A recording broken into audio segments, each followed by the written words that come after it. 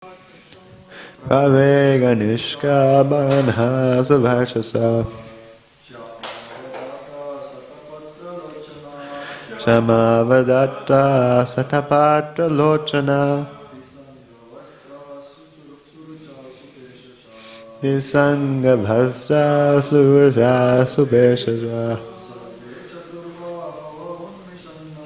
Sarve chadurbhava unmishanmani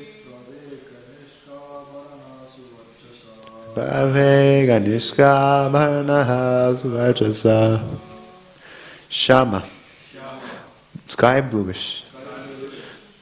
Avadata, glowing. Shatapatra, lotus flower. Lochanaha, eyes. Bishanga, yellowish. Vastraha, clothing. Suruchaha, greatly attractive. Supeshaha, shasha, growing youthfully. Sarve, of all of them.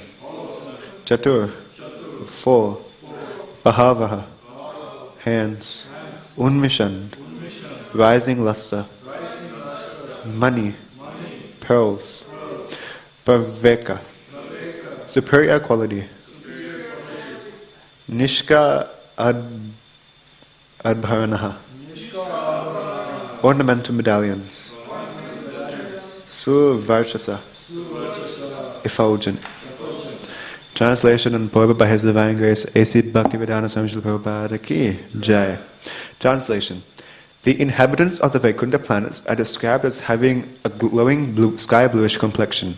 Their eyes resemble lotus flowers, their dress is of yellowish color, and their bodily features very attractive. They are just the age of growing youths. They all have four hands.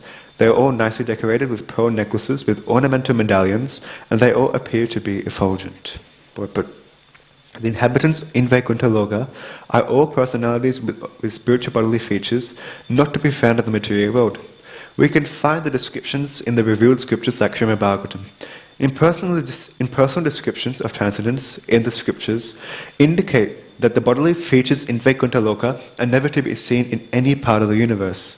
As there are different bodily features in different places of a particular planet, or as there are different bodily features between bodies in different planets, similarly, the bodily features of the inhabitants in Vaikuntha Loka are completely different from those in the material universe.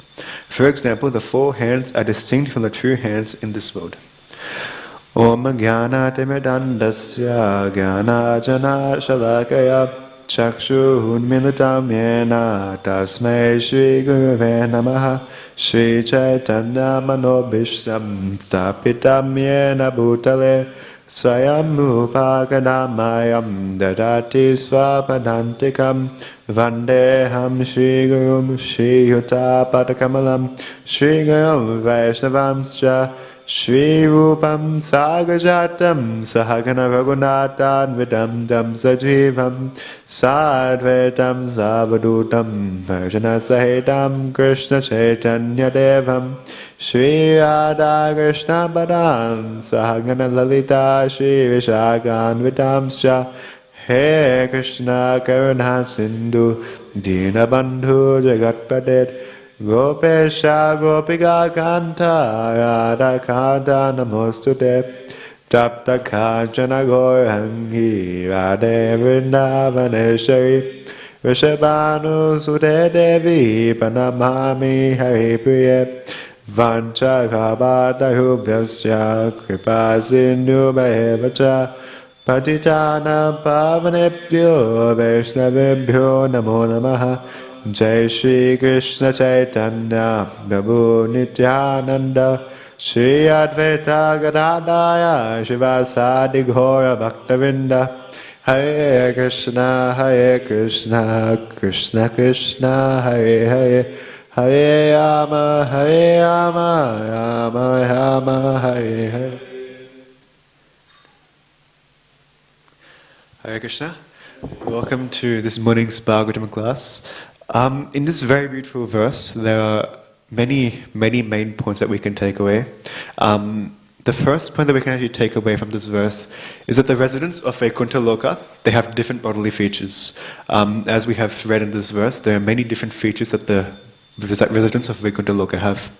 The second point that we can actually take is that true happiness can only be received and experienced in the spiritual realm. Third point we can cover is that this verse, and the purport specifically, is a very strong statement against impersonalism. And the last statement is we need to develop our faith. So today we have many points to cover. In the interest of time, I'll try and skim through this. We have just under half an hour. So I'll try and skim through this as fast as I can, but at the same time, we can still taste just a bit of the Srimad Bhagavatam. So the main statement of this verse is that the residents of Vaikuntha Loka have very special features, just as people in the material world, like they have different material features as well. So people in this material world, they tend to want to know the difference between us and them. Whenever we, in our modern day lifestyles, we try to compare ourselves with other people. So in the same way, we know that the goal of our lives is to reach Krishna.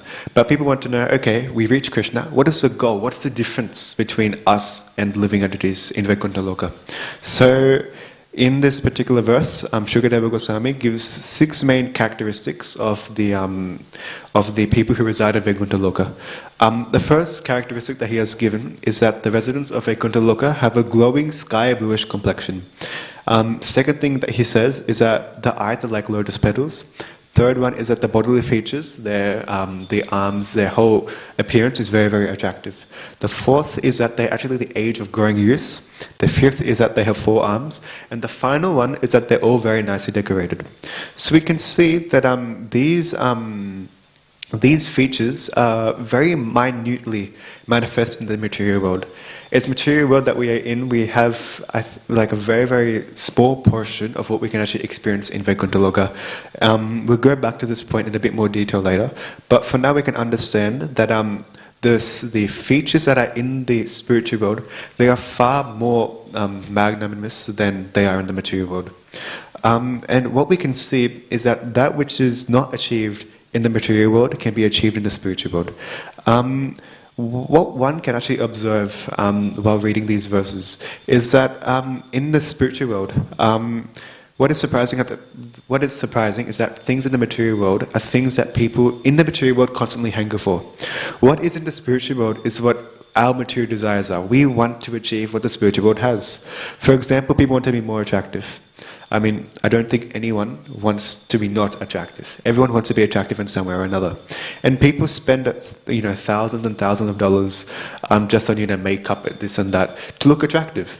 In the same way, the residents of Vaikuntha Loka also smell very nice. Here, our bodies are literally rotting. So, there are so many different types of perfumes, deodorants, just to make ourselves smell nice. So we can see that in this material world, everyone tries to achieve the spiritual pleasures. In the spiritual world, everyone is attractive, everyone smells nice. There's so many different features in the material world that here we can only dream of having. We want to have the features that are in the spiritual world, but we can't achieve them because we are conditioned in this material world. So we can see that there are so many features and many more features that are present in Vaikuntha Loka. So from that we can understand that happiness in its fullest can be experienced in the spiritual realm. So now the question arises, what is happiness? Happiness itself is a very broad term that we ask ourselves, but we need to understand that real happiness is only the happiness that can be achieved in the spiritual world. Because in this material world, no one can actually become very, very happy. I know His Grace Lal Govind Babu, he gave a very nice example of this. He said that in our modern day lifestyles, what we do is that we wake up in the morning, and when we wake up in the morning, we go, and when we meet someone, the person asks you, how are you? He said that if you apply to that person saying, I'm fine, or I am okay, he said you are the biggest liar. Because no one is fine, no one is okay. when someone asks you, how are you? People say that I'm fine, I'm okay. But that's not true, because people in this material world, they go through so much. There's so much suffering in this material world. However, we disguise it and we say we are fine. So, in the introduction to Srimad Bhagavatam, Canto 5, Chapter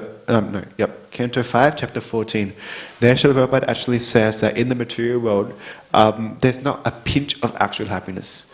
Now that's quite a statement, because we spend so many years of our life trying to get a little taste of happiness. But here Srila Prabhupada is saying that there's not even a pinch of happiness in this material world. So now the question is, why can't we be happy in the material world?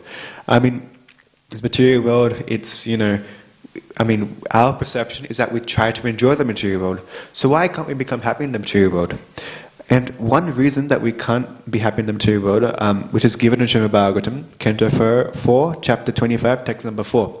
Srila Prabhupada in the purport says that we cannot become happy. I'm just summarizing what the purport says.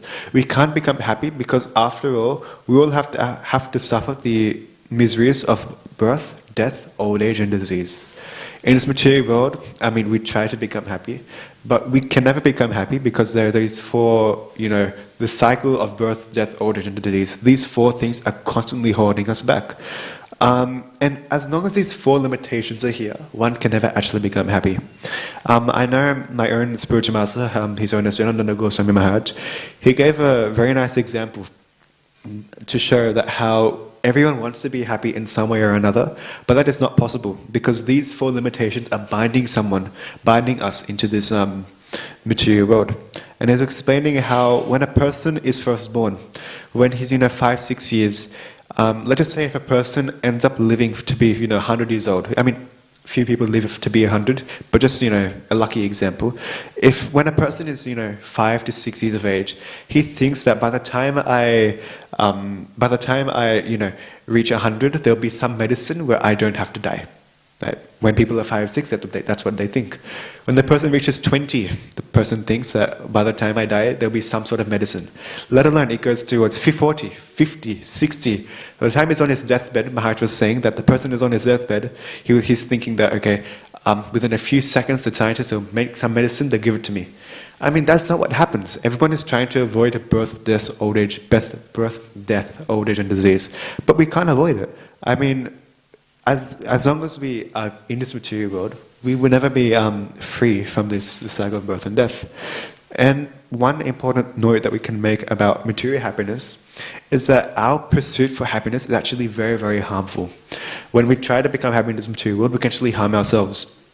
And in Srimad Bhagavatam 4.25.4, there Srila Prabhupada actually writes that if we wish to enjoy something in this material world, we must suffer for everything else. Now, we can see that this is actually fact. In this material world, if we want to enjoy something, we have to suffer. It's not like we can get some lucky, pass where we don't have to suffer. And a very nice example that has been given by Srila Bhakti Vinod Thakur, and also His Holiness Mahavishnu Goswami Maharaj has also quoted this as well. But material happiness is just like this old punishment that used to be existing, I think in America, many, many years ago. They had this sort of punishment. This method of punishment where what will happen is that a person, the criminal, what they'll do is that they'll bind their hands behind their back, and they'll go and there'll be this big river, water. What they'll do is that they'll get this person's head, they push it in the water. This person is in the head, his head is in the water, and he's, you can't breathe in the water. So this person, what happens is that when he's on the verge of drowning, when he's like almost about to pass away, that is when the guards, they pick up his head and he takes a few breaths of relief. So Bhakti Vinod Thakur was explaining that when the person's head is lifted up, those few moments of breaths, for him that's really, really big happiness. That's the best of happiness, you can say. Like this, he keeps going through pain, goes through suffering after suffering after suffering. So we can see that we strive so much to become happy. There are so many pains that we have to go through, but that happiness only lasts for a few moments, because after a few seconds what will happen is that again our head will be pushed in the water and it will just be going on and on and on. So in the same way, our pursuit for material happiness, it damages us. And in Srimad Bhagavatam 11.8 in the translation, there an example is given of a flame. Now, a flame is normally ignited on a lamp. So, for example, we have many lamps during Damodar Mass. What happens is that there's a lamp, and when the ghee lamp is there, if the ghee lamp is not lit correctly, what will happen is that the lamp will start to blacken. It will start to burn the lamp.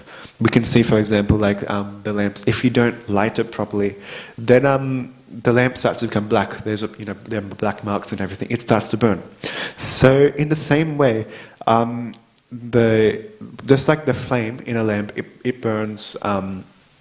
It burns the lamp itself. Similarly, when we try to pursue after happiness, what happens is that we actually start damaging ourselves. And there was one example that was given by His Grace Laghavan Prabhu, again, very nice example, where he was explaining how in Egypt they have this fruit or this leaf or something, and there this leaf, it tastes very, very sweet. It's known, it's known very well for its sweetness. But what they don't know is that they are biting this fruit there, and it tastes sweet in their mouth, and the taste becomes stronger and stronger and stronger. But what they don't realize is that this sharp fruit, this sharp leaf, is actually cutting their tongue, cutting their mouth. And what they're tasting that is sweet is actually their own blood. And like this, they're enjoying the sweet taste, but it's blood. I forgot the name of this fruit, but it literally... it's damaging them. It's cutting their lips. So the same way, we think that we're becoming very happy in this material world, but we are not. We are damaging ourselves. So this question, we can understand that as long as we try to become happy in this material world, we can never actually become happy. So what I'll do is I'll go on towards the next point. I'll conclude this point a little bit more later, but just in the interest of time, we'll go towards the next statement. The next statement that was made is that this verse itself is a very strong statement against impersonalism. Now, Mayavadi philosophers in particular, they make many absurd statements that God doesn't exist. They say that God, he either doesn't exist or he doesn't have a form. Now, this verse itself, Shukadeva Goswami, this verse by Shukadeva Goswami is a very straightforward challenge towards those who are Mayavadis, because there, in this verse, we are able to see that God has so many different qualities that completely dismiss the ideas that are given by the Mayavadis. I mean, the Mayavadis say that either he doesn't exist, or if he doesn't exist, why are we reading about him? Why is there so many descriptions about him? And if they say that he has no form, then that is not true either, because we can see that there are so many features that are given about the Lord's form. So in both ways, we can see that the Mayavadis are being, argued against, but their arguments are not. The arguments are defeated by this verse. And in the Nectar of Devotion, chapter 1, there Srila Prabhupada writes that them talking in materialistic manners and in personalist, as we know, impersonalists, they talk a lot of nonsense, talk a lot of garbage. And there, Srila Prabhupada says that Mayavadi philosophers are like the croaking of a frog. Now, when a frog croaks, when a frog croaks, normally there's a snake nearby. And this frog, he's croaking like anything. He doesn't know that the snake actually knows where the frog is, because he's talking so much. And like this, he's croaking. What he's doing, he's just attracting the snake towards his death. So in the same way, what the impersonalists are doing, they're always speaking nonsense, and in this way, they're attracting death towards them. So from this, we can understand that the true happiness that we can actually experience, it can't be in the Lord's impersonal feature. Now, the happiness of being with the Supreme is nowhere near the happiness you can get from being with the impersonal feature. And in Nectar of Devotion, chapter 1, Srila Rupa Goswami actually says that if Brahmanda, or the happiness of becoming one with the Supreme, so when one merges with the Supreme, is multiplied 1 trillion-fold, it still cannot compare to an atomic fraction of the happiness derived from the ocean of devotional service. So we can see that here Rupa Goswami is saying that if one merges with the Supreme Lord, if we multiply that 1 trillion times, it says multiplied 1 trillion-fold. If we multiply that many times, it doesn't equal to an atomic fraction of the happiness one can get in devotional service. Now this is quite a statement, because people, they make so much effort, so much endeavor to try and be happy, even impersonalists, you look at impersonalists for example, they spend lifetime after lifetime after lifetime, they spend so much effort, doing so many things to try and merge with the Supreme Personality of Godhead. But that happiness is here, it's compared to be nothing. And Prahlad Maharaj actually says that, yes, a nectared version, just after this sentence, there Srila Prabhupada writes that Prahlad Maharaj, he says that while satisfying Lord Nrsingadev, he actually says that, my dear Lord of the universe, I am feeling transcendental pleasure in your presence and have become merged in the ocean of happiness. Now I consider the happiness of Brahmanda to be no more than the water in the impression left by a cow's hoof in the earth compared to the ocean of bliss. Now here Prahlad Maharaj is saying that the happiness of experiencing Brahmanda, of merging with the Supreme Lord, it's like the water that's left in a cow's hoof print. Now a cow's hoof print is what? Very, very small, very small. And Prahlad Maharaj compares this cow's hoof print to the whole ocean of devotional service. So we can see that true happiness can only be seen in Krishna consciousness. And the Krishna consciousness movement itself is a really bold challenge against the Mayavadi philosophers. Now, there are a lot of impersonalists that falsely proclaim that God is without form, God doesn't exist. But even what we can see is that the impersonalists, they're being very unrealistic. I was listening to one class by one Prabhu from Melbourne, and he was explaining how even in our mundane material world, there are so many, if we look at science for example, there are so many different theories that are invented by scientists, and there are so many philosophers that also invent theories. But these theories are like wild assumptions and guesses. So he was making the very bold point that very struck me quite well. And this point was that we have two choices.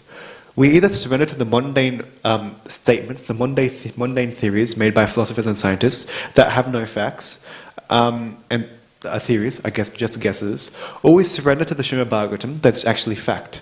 Now, in the Srimad Bhagavatam, we have so many facts that are actually being presented. So we have two choices. Either we go towards the guesses that are being made by the scientists, by the philosophers who don't really know much, or we go towards the fact. The fact is Srimad Bhagavatam, the scripture that Srila Prabhupada has given us. Srila Prabhupada has given us so much, so many resources so we can actually see more fact, because the theories that we have, they don't have any fact. Now, what we can see is that by reading Srila Prabhupada's books, so by getting intelligence, by getting true knowledge, one person can actually develop their faith. Now, we need to understand that what is real knowledge. To understand real knowledge, we have to actually develop our faith for Krishna. Now, one very popular quote that I think my Guru Maharaj or something was saying, that the difference between knowledge and ignorance is faith. Now, this is quite a statement, because the difference between actually knowing something and knowing nothing is to have faith. Now, he explained this, to understand this a bit more, we can see in Bhagavad Gita 2.41.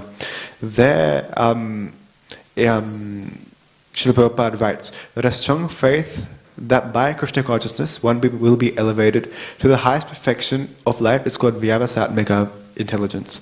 So there, faith means firm conviction in something sublime. It's not a blind belief, as we mentioned before. We don't blindly follow people. What we follow, it is backed up by evidence, backed up by Shastra, and because of that, we're not following something blindly. And because of that, we can actually see that the devotees are very, very intelligent. Now, in Chaitanya Charitamrita, Madhya Lila, 22.62 in the purport, Srila Prabhupada writes that firm faith and confidence are called Shraddha. Now Shraddha we know is faith. When one engages in the Lord's devotional service, he is to be understood to have performed all his responsibilities in the material world. Then Srila Prabhupada writes something that is very, very strong. There Srila Prabhupada writes that he has satisfied his forefathers, ordinary living entities, and demigods, and is free from all responsibilities. Such a person does not need to meet his responsibilities separately. It is automatically done.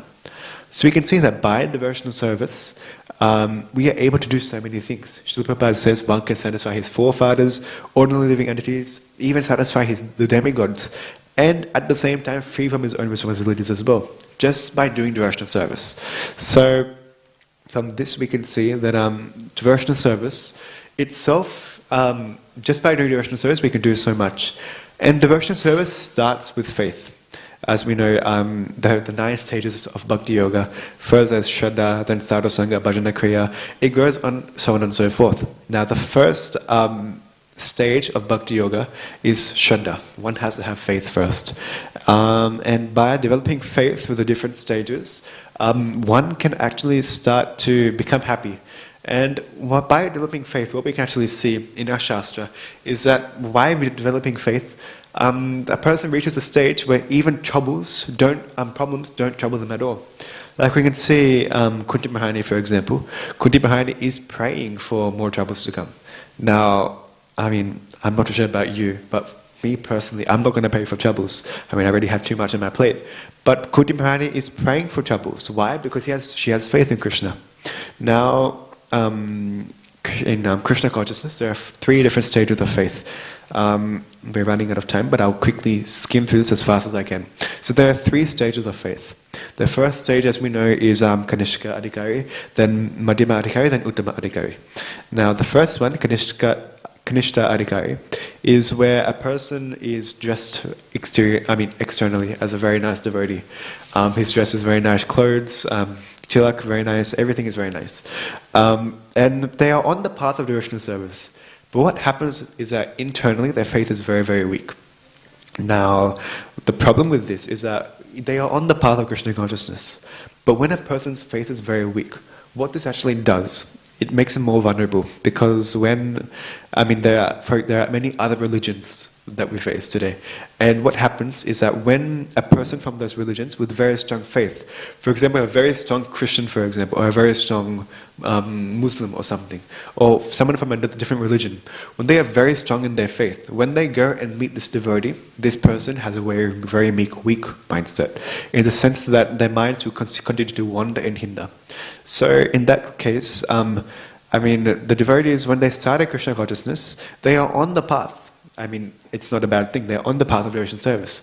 But their faith needs to be more developed, because what happens is that they will start to wander, start to hinder. The second stage of faith is Madhyama Adhikari. Now in Madhyama Adhikari, as we know, this is the discrimination is there. Now, what they do, what people in the Madhyama Adhikari sector, what they do is that they try to neglect and avoid all other faiths. Now, and what they do is that they avoid other faiths, and they try to preach to the non-devotees. Now, the thing is that with the Madhyama Adhikaris is that the faith is very, very strong. Their faith is stronger than a Kanishka Adhikari. But what happens is that they may not be able to argue very nicely. So, for example, although he may not be able to argue very nicely, make very nice points, his faith is still very, very strong. Now, the third stage of full surrender, full faith in Krishna, is Uttama Adhikari. Now, Uttama Adhikari are people who are very strong, but are at the same time also able to destroy very, very strong arguments. Now, we can see, for example, Bhaktisiddhanta Saraswati Thakur. We know he's like, a lion spiritual master. When he would speak, other people would shake and shiver just out of fear. We can see, for example, Madhvacharya. Madhvacharya, he will cut the opposing arguments to shreds pretty much. He came, after Shankaracharya came. And the arguments that were made by Shankaracharya, he cut them to shreds pretty much. Why? Because his faith was very strong, and his points were very strong as well. So, as we develop our faith, the more happy we can actually be. The more stronger we can be. And what actually happens, okay, we're running out of time, I'll try and summarize these points. Now, a question that one person can ask is, how does this faith actually work? So when we initially start devotional service, when we first enter the temple for the first time, I'm sure many of you may have this experience. When you walk into the temple the first time, you may have some taste for material things. There's still some attachment that's still there. And the reason we actually may have attachments when you first enter the temple is because of the material conditioning of the past. Now, we have gone through so many lives, so many years, so many millions of lifetimes of just material conditioning. And one actually has to start the process. And when someone starts the process, gradually, just like when you clean a mirror, for example, gradually the more you clean, the more clean it becomes to get. So the more we continue this process, the more our faith will start to build up step by step. And this path is very nice because all we have to do is just stay on this path, and then the taste will automatically come. Now, I know my own spiritual master, His Holiness Jananda Goswami Maharaj, he said that a very common excuse is given that many people actually give in the material world that we are in today. What happens is that people say that okay, I'll go a few steps back. What we need to understand is that material aspects in this material world still need to be done. Now, we may have faith in Krishna consciousness. We have faith in the teachings of Srimad Bhagavatam, but at the same time, what we also must not do is completely avoid the material aspects that we have. Like, we still have to go to work. We still have to do education. We still have to feel all those different things. And many times what people do is that they do come up with the excuse, saying that, oh, I have fully surrendered unto Krishna, I don't want to do anything like this again. Now, Guru Maharaj, he actually gave a class on this yesterday. And he said that to not do material work, by making the excuse of being in Krishna consciousness, he said it is crazy. He says this is pure craziness personified. To say that you are in Krishna consciousness but not do material work, he said that's crazy. Because by having firm faith in Krishna, one cannot be affected by those material modes of nature. Now, we can see, for example, Srila Prabhupada. Now, Srila Prabhupada had a very, very strong faith in Krishna consciousness. Very strong faith. He was probably in the Uttama Adhikari factor.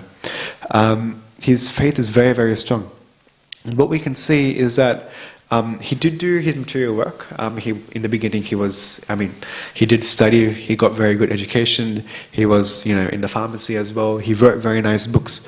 But what we need to understand is that Srila Prabhupada, he had a very, very firm faith in Krishna. And because of that, he didn't become, tangled up in the material world. We can see that in the Lilamrita, for example. Lilamrita, if we open Lilamrita, we can see that Lilamrita describes Srila Prabhupada's journey of Krishna consciousness as a lifetime of preparation. Now, Srila Prabhupada spent his whole life trying to preach Krishna consciousness. Like, normally an argument is made that Srila Prabhupada just got lucky. People say that Prabhupada just got lucky. He went to America, he started preaching, people came, and Krishna consciousness started. But that's not what happened. Like, in the Lilamrita itself, we can see there's so many records of Srila Prabhupada trying constantly to preach Krishna consciousness. For example, when Srila Prabhupada wrote to Mahatma Gandhi, he wrote in 1947. There, Srila Prabhupada wrote very strongly. We don't have time to cover the letter, of course. But Srila Prabhupada, he writes very, very strongly to Mahatma Gandhi. And we can even see that in 1956, Srila Prabhupada actually started the League of Devotees. But what we can see is that Srila Prabhupada did fail a few times, quite a few times actually. Srila Prabhupada spent his whole life. First he did Bhakti Godhead magazines, he started a League of Devotees. But somehow or other, what happened is that those attempts would fail. They would fail. But what we can actually understand that if Srila Prabhupada didn't fail in the beginning, then we wouldn't be where we are today. Srila Prabhupada, he was trying to preach Krishna consciousness in India. Now, if Srila Prabhupada didn't fail, then we probably would not be where we are today. But the reason that why this is so is that Srila Prabhupada still had the faith. Now, Srila Prabhupada, after failing so many times, Srila Prabhupada still kept pursuing forward. Now, if it was me, for example, I would probably pack up my bags, I would leave away, straight away. But Srila Prabhupada, he continued going. And we can understand that because of faith, we can actually understand that by having faith, one can actually become happy, one can become successful. Now, on that note, I'll conclude here. I'll just summarize the points that were made in the class. The first point that we made is that the residents of Vaikuntha Loka, they have many different bodily features. The second point that we made is that true happiness can only be received and experienced in the spiritual realm. Then we said that this verse is a strong statement against personalism, and we wrapped up the whole class by talking about faith. So on that note, we'll conclude here. Thank you very much for tolerating me this morning. I still have a lot of room for improvement. I did try and go as fast as I could in this class, so I may not have covered anything. I know I have 30 seconds left. I haven't covered as much as I would have liked to have covered. But please forgive me if I made any offences, and please bless me so I can totally improve in this service. Jagadu Srila Prabhupada ki, Jai Srila Gurudeva ki, Jai Nitya Gaur Premanande.